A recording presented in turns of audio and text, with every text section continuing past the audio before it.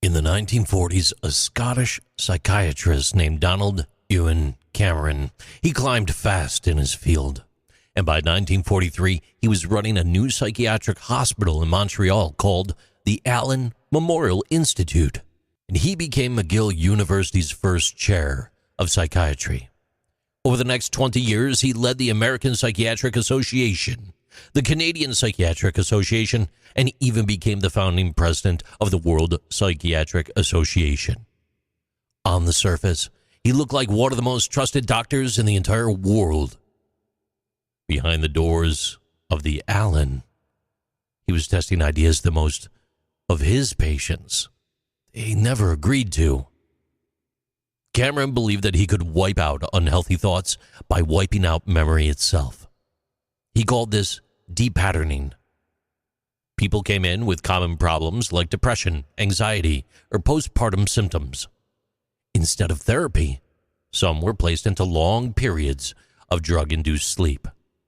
Records and later investigations show patients kept under sedation for days or weeks, and in some cases close to 86 days.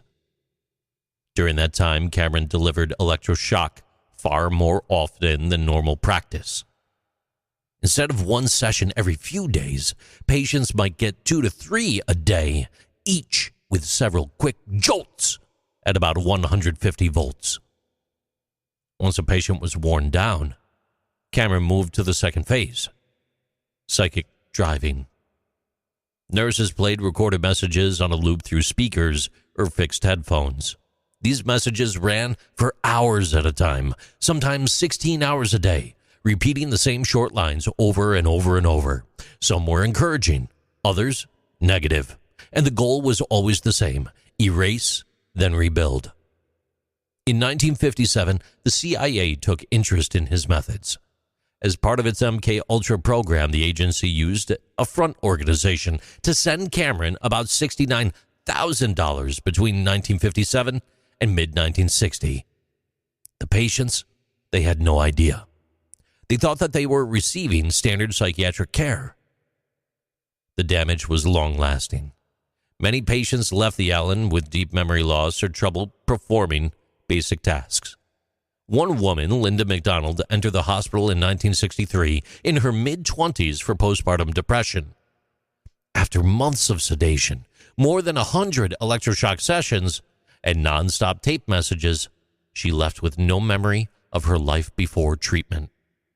She had to relearn how to read and write and take care of everyday needs. Cameron, he died in 1967 on a hiking trip in the Adirondacks, still respected by the medical world.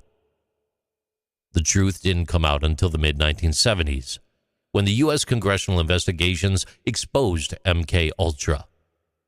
In 1980, a Canadian documentary revealed the extent of the Montreal experiments to the public. Years later, survivors tried to seek justice. In 1988, the CIA settled with 9 former patients. In 1992, the Canadian government paid $100,000 each to 77 victims of the Allan Memorial experiments. Many more were denied because their files were missing or incomplete. Cameron's legacy is a warning about what can happen when authority goes unchecked and patients trust a system that is not transparent. Behind the credentials and the titles were real people who lived with the consequences for the rest of their lives. These are Interesting Things with JC.